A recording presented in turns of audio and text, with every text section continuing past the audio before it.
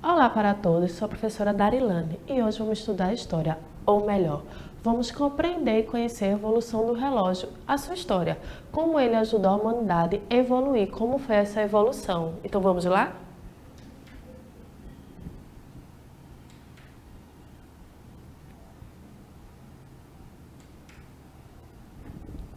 O relógio trouxe um senso muito grande para a gente, questão de horas, não só de horas, de compreensão.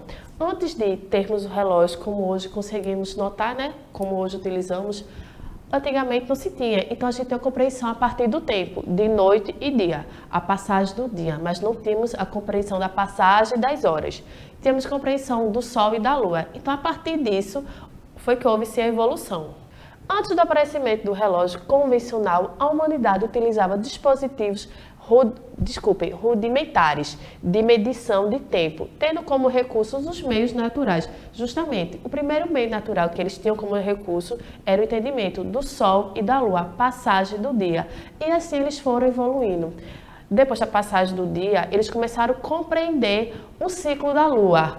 Depois de tal lua, vai vir tal lua. E a partir disso, eles começaram a compreender quando eram as estações dos anos. A melhor época para a colheita e a melhor época para o plantio.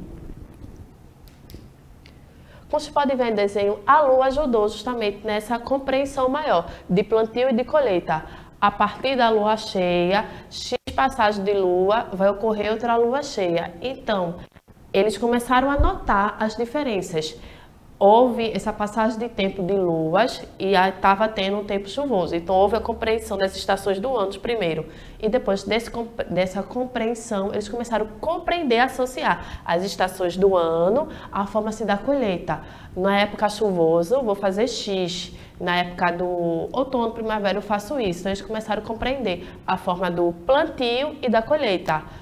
Tudo isso é a medição do tempo. Para medir a passagem do tempo, as civilizações antigas começaram a marcar as horas, tendo por base a sombra dos objetos. Então, depois que houve a evolução das passagens da lua, eles começaram a compreender que a gente agora vai utilizar o Sol. Mas vamos lá, calma. Constataram que o movimento de rotação da Terra fazia com que a sombra se deslocasse e passaram a notar essas movimentações desenhando linhas retas em pedras. E assim surgiu o primeiro relógio solar. O relógio solar surgiu, justamente você pode ver na imagem, na época das pirâmides egípcias. Eles começaram a compreender as passagens das horas a partir da utilização do Sol, da sombra que o Sol fazia. Então, eles faziam um círculo, faziam marcações que vocês podem ver na imagem, 1, 2, 3, 4, 5, 6, 17, 18, 20 horas, porque dependendo da região, a luz do Sol vai ficar mais. Pronto. Para vocês compreenderem na imagem, vocês estão vendo o número 20, que são as 20 horas. Nesse local, ainda se tinha a luz do Sol nesse horário, pela rotação da Terra.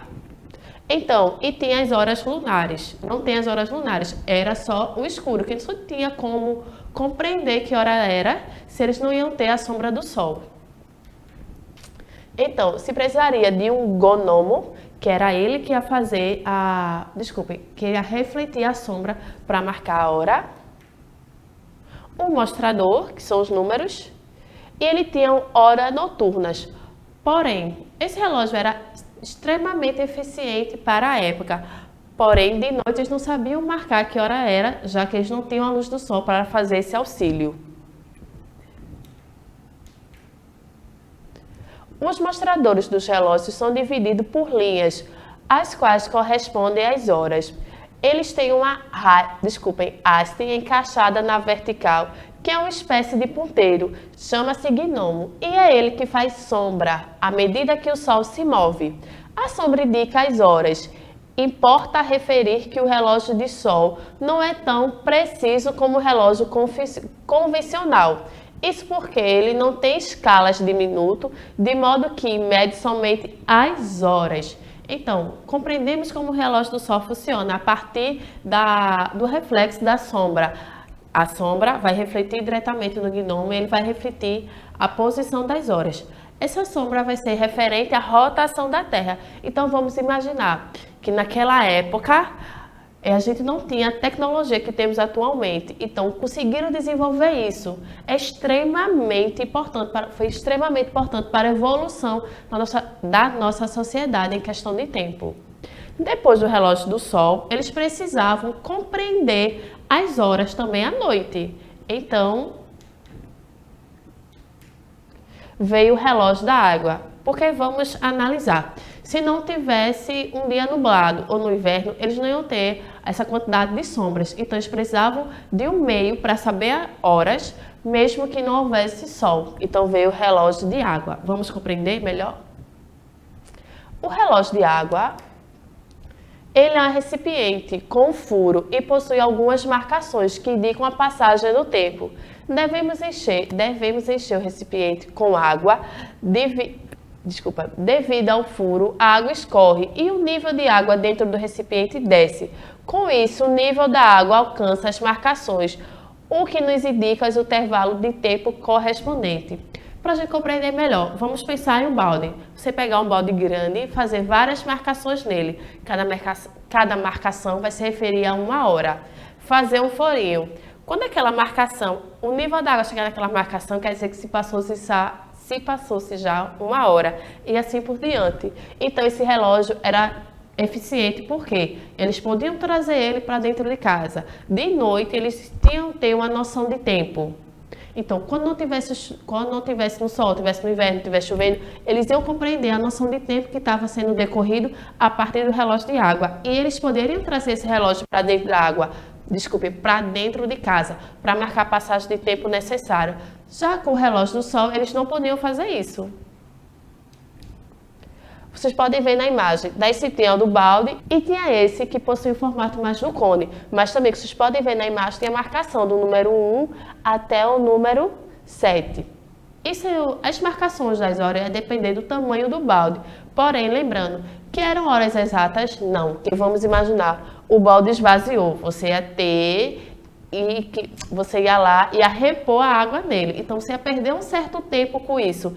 Ele ia passar a passagem do tempo, mas não ia ser horas exatas. Não se tinha minutos nem segundos. Depois veio a ampulheta. As ampulhetas são consideradas uma das primeiras formas de se medir o tempo. O que diferencia as ampulhetas de relógios convencionais é que o tempo é marcado por elas com a queda constante de grãos de areia.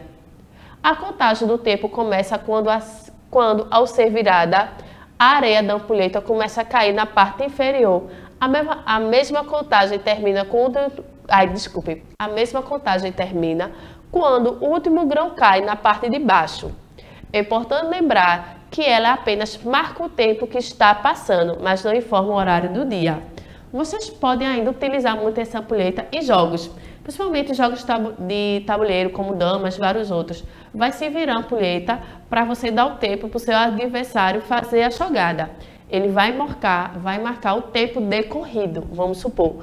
A ampulheta vai ter a quantidade de grãos necessário para se marcar uma hora. Vai-se lá marcar uma hora, mas você não vai saber, você não vai ter noção do horário do dia. Porque uma coisa ele vai marcar a passagem do tempo, outra coisa o horário que está acontecendo. Depois da passagem desses meios mais rudimentares, veio os meios mais avançados, mais tecnológicos. Imagine, você sair do relógio do sol e vir para um relógio mais mecânico, um relógio que vai se utilizar uma engrenagem. Então, vamos lá conhecer melhor? Em 850 anos depois de Cristo, surge uma das maiores invenções do mundo medieval, que foi o relógio mecânico. Indink, um monge budista, fez o primeiro modelo de um relógio mecânico em 725 anos depois de Cristo.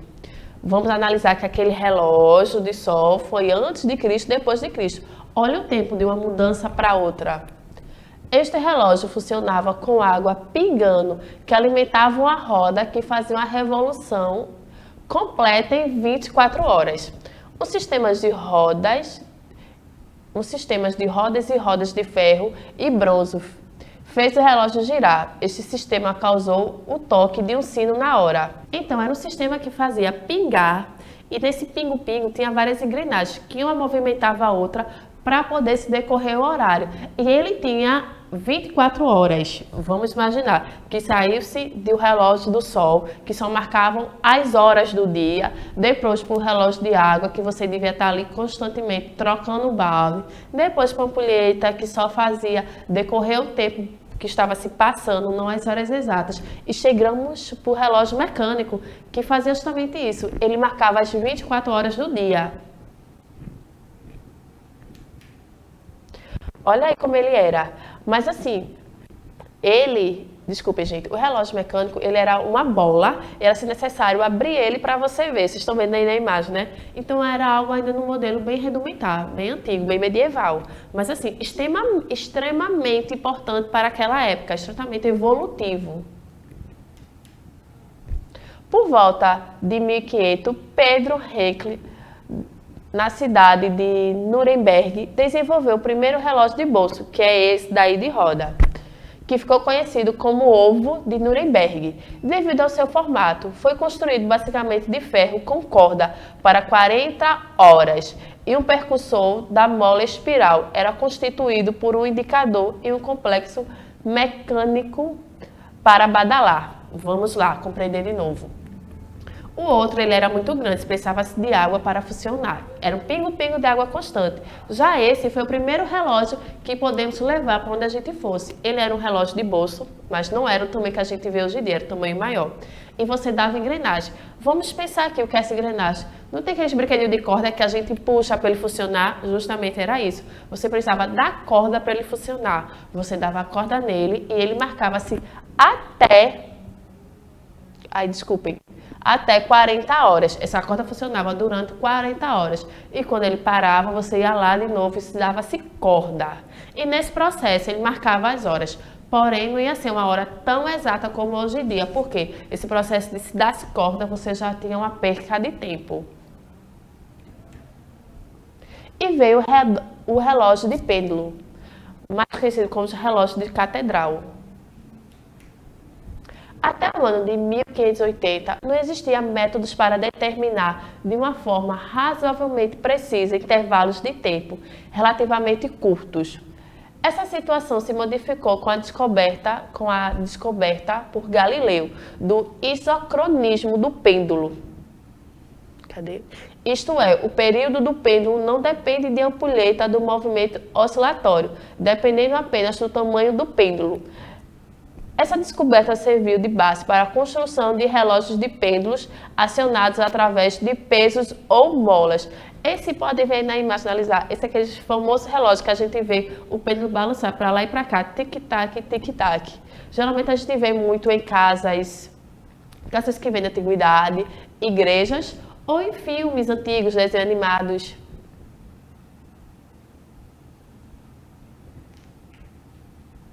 Essa foto aí é Galileu, foi ele que ajudou nessa evolução do relógio de pêndulo.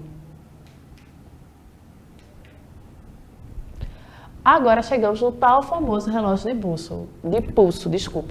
Passamos pelo relógio de bolso e o relógio de pêndulo. Ambos não eram relógios que a gente utilizava para sair. Ainda o relógio de bolso dava-se para levar para onde você fosse. Mas nem todo momento você poderia estar com a mão livre para tirar do bolso e consultar as horas. Daí houve-se a invenção do relógio de pulso. Graças ao amigo joalheiro Louis Carter, que Santo Dumont pôde se aventurar. Sim, gente, o relógio de pulso foi uma das grandes invenções de Santo Dumont. Com o auxílio do relógio do pulso, ele pôde se aventurar nos céus. Por quê? Já que, por razão prática, mantinham as mãos sempre ocupadas nos aviões, seu relógio ganhou uma pulseira, onde teve início da sua popularização mundial. A Primeira Guerra Mundial foi o marco definitivo no relógio de pulso, já que os soldados precisavam de um jeito prático de saber as horas. Então vamos entender melhor. Santos Dumont é o pai da aviação. Então ele precisava estar no avião. Então ele queria consultar quanto tempo levava para se acionar tal botão do avião, que era se necessário, acionar tal engrenagem e assim por diante. Então, imagina ele ali no avião, tentando decolar e está sempre tirando o relógio do bolso para consultar. Ele perdia-se a atenção, então ele precisava de algo que facilitasse isso. Então ele teve a ideia do relógio de pulso, que quando ele estava aqui, ele fazia assim. Então ele não tinha uma perca de atenção, enquanto o relógio de pulso tinha. Então o relógio de pulso ficou mais popularizado na Primeira Guerra Mundial, já que os soldados também não tinham tempo para estar verificando as horas, tirando o relógio do pulso e ter perca de atenção. Então o relógio de pulso ficou popularizado mediante a Primeira Guerra Mundial. Então vamos lá? A história da evolução do relógio de pulso. Essa imagem a gente entender melhor. No Egito, houve o surgimento do relógio de sol e o relógio de água. Na Europa, já ampulheta, relógio de pêndulo, os relógios mecânicos, até chegar no relógio de pulso. Sim, o relógio de pulso foi não um relógio, mas se coloca ele no pulso. Uma das invenções de Santos Dumont, mas ele ficou popularizado na Europa.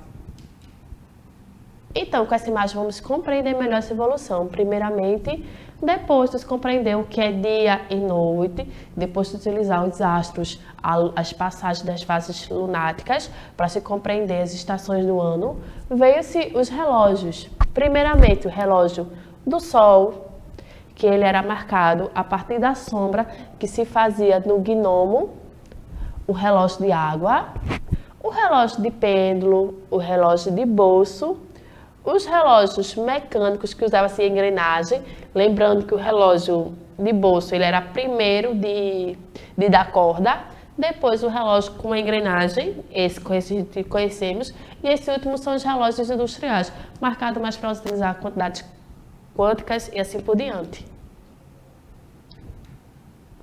Então, esse é aquele momento que você pega seu caderno e copia o dever, né? Mas assim, tá muito fácil o dever. A gente vai aqui mais compreender a importância do relógio para a nossa sociedade e a sua evolução. Então, vamos lá? Primeiro, qual a importância da marcação de tempo para a humanidade? Lembrando do que eu disse no começo da aula, colheita, tudo e mais. Segundo, antes da invenção do relógio mecânico, como era feita a marcação das horas? E terceiro, produz uma linha do tempo referente à evolução do relógio. As três perguntas estão super fáceis, vocês vão fazer elas tranquilamente, tá certo? Mas se tiverem dúvida, pergunta à sua professora, ok?